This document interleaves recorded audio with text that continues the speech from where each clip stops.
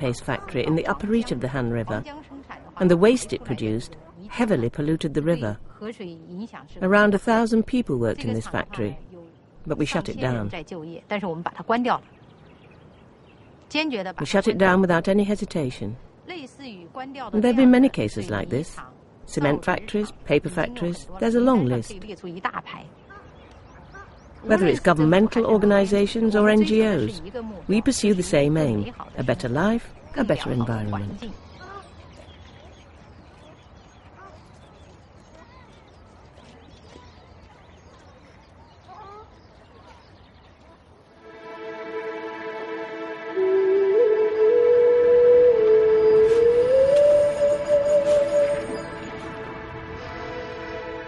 In the north of China, millions of people don't even have dirty water.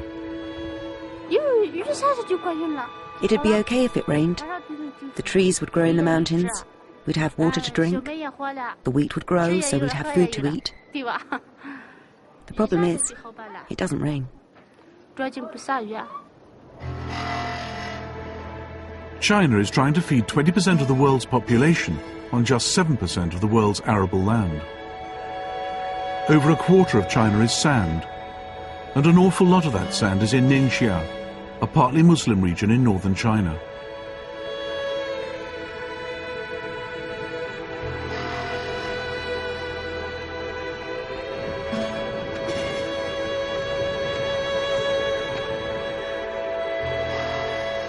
The terraced fields have been ploughed, waiting for rain that doesn't come.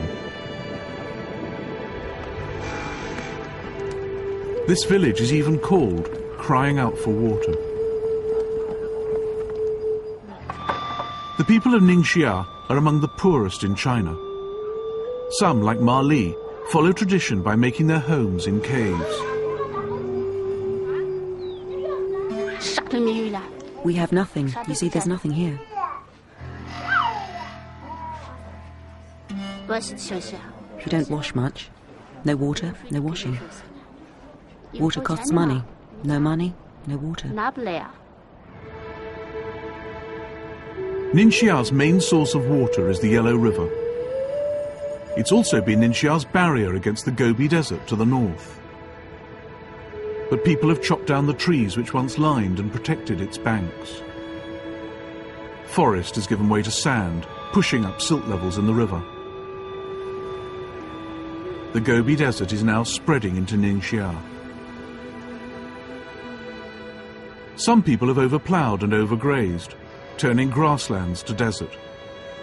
Add climate change, and the result is sandstorms, hunger, poverty. But not for all.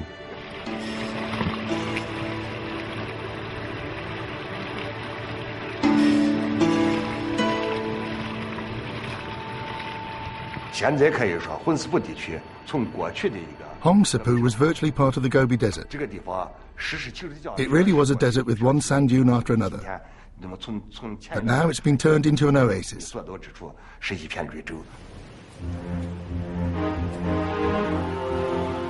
Chinese have created fertile farmland in the desert at a cost of $350 million.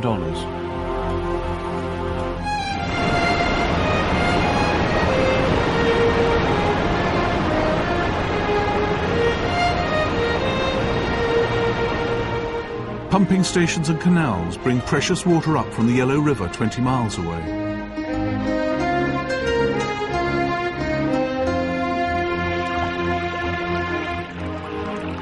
A 150 square miles of desert is now producing crops.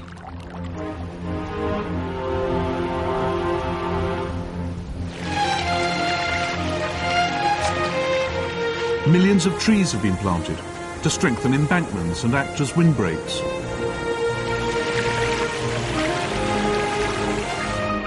And with the hydraulic engineering goes social engineering. 400,000 people have been resettled here from the driest parts of Ningxia.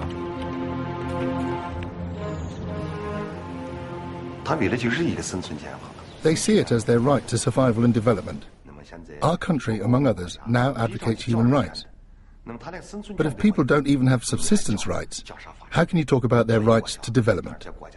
So as long as the state can afford it, we should try our best to move people up here from the south. The first house in this new village was built by Ma Ying Zhong. People are very happy to come here. It's not like we don't want to. Even if you didn't want to move, what could you do without rain? There was no way of surviving. The wind was slight yesterday and didn't blow away the sand. Big improvement. Wherever there's water, things are good. That's why we have a summer harvest on the land here.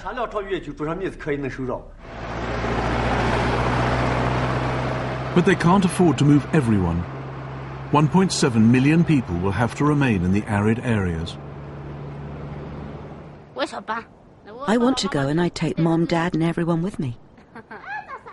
Who doesn't want to move? But we're not being moved. We have to stay here.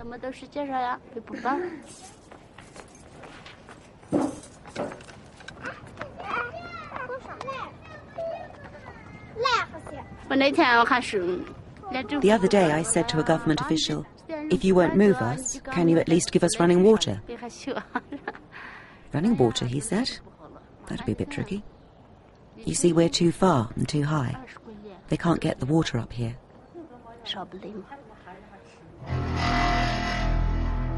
Drought and the Gobi Desert are creeping across northern China.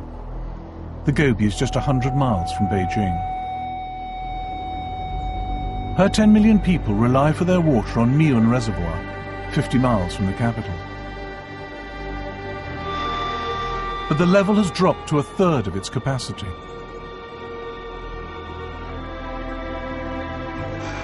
The water's edge has receded so far that farmers now cultivate the land. The mayor of Beijing would be very nervous if there weren't enough water in the reservoir. If the water supply stopped, it would be a disaster for Beijing. A crisis like that would affect the stability of people's lives, the stability of our society. 200 million people across the north of China face the real possibility that one day the water will run out. To head off this catastrophe, their leaders plan to spend $56 billion diverting water from the south of China to the north. 3 new canals will be created, each hundreds of miles long. It's the biggest hydraulic project in the history of the world. Professor Liu is responsible for this, the Middle Canal. You could describe this project as extremely big. Its total length will be 900 miles. We're talking in effect about building a new river, a rather large man-made river running from the south to the north. All 3 waterways involve mighty feats of engineering. At Danjiankou Reservoir, they'll have to raise the height of the dam by 50 feet to increase water capacity. Here, Professor Liu's canal will burrow under the Yellow River itself. The eastern line will commandeer the ancient Grand Canal, studding it with pumping stations, forcing the water uphill to Beijing. But the most challenging and uncertain route requires tunnelling for 160 miles through the mountains of the Tibetan Plateau. The whole project will take perhaps 50 years to complete. I don't feel we are conquering nature. We think nature itself isn't very fair. God isn't fair. Why is that? He's given southern China so much water, but given the north so little. It's good land, nice flat land up there, but it's got so little water.